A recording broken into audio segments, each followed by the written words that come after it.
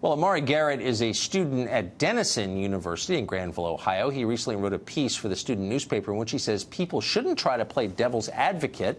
In other words, they shouldn't ask demanding questions for the sake of understanding opposing views. Doing so, he says, leads, quote, to the security of hate speech under the guise of free speech, which normalizes and makes space for microaggressions, segregation, exclusion, and prejudice.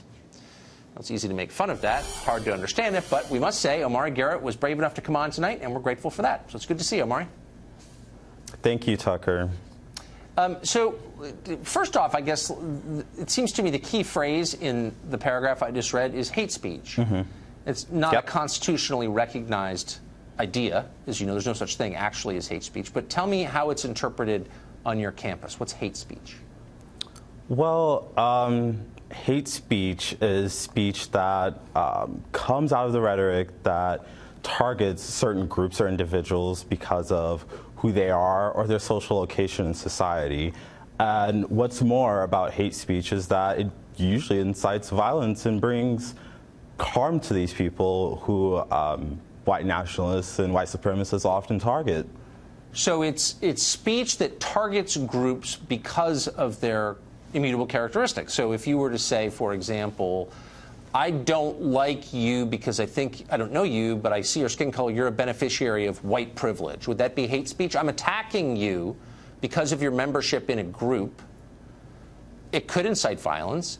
Would that qualify as hate speech? Most definitely. I think when we are attacking people because of who they are and where they're situated in society, we don't look at where we can change that and how we can reshape society. Right. Okay. I mean, I agree with you that that's wrong. Mm-hmm. We just did a segment on it actually about 3 minutes ago, and I sincerely agree with you on that. It's wrong. It happens a lot in our society, and I don't like it. The question, though, is should you try to prevent people from expressing their views even if you dislike them? So, like, do you think it's okay to keep someone from talking if you disagree with that person? No. So these aren't simple disagreements that we're talking about here. Oftentimes when we're talking about topics of hate speech and free speech and the way in which rhetoric and speech has become so important is because of the demagoguery that has been witnessed throughout the recent election. And oftentimes, historically, the university has been a place of politics, debate, and speech. And so this is nothing new.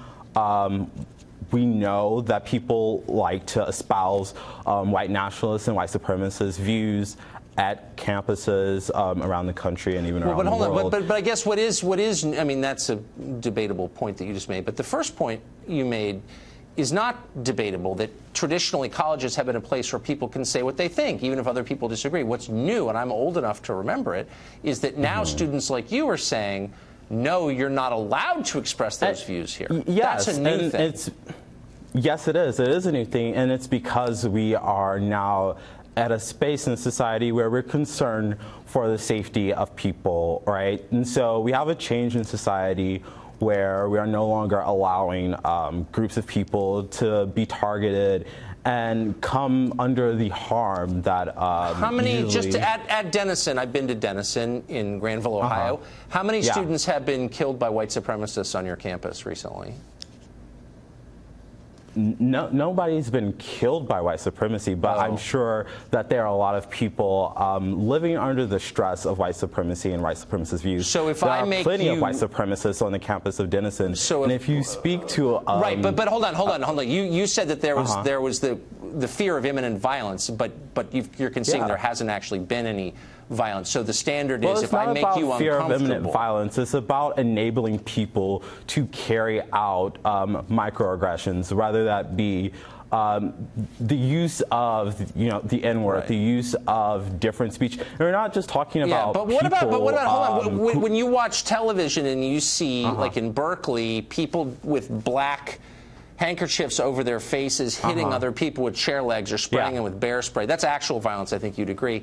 And there on the left, Does that kind of challenge so like the storyline? And the violence that's occurred from the left has been entirely reactionary to the white nationalist violence that has come from groups like the KKK and come from white nationalists. Because white nationalists are completely invested in violence. White nationalists target I wish we had time for me. I don't want to be mean because you're just a kid, but I wish I knew using violence. Who taught you this stuff. I wish.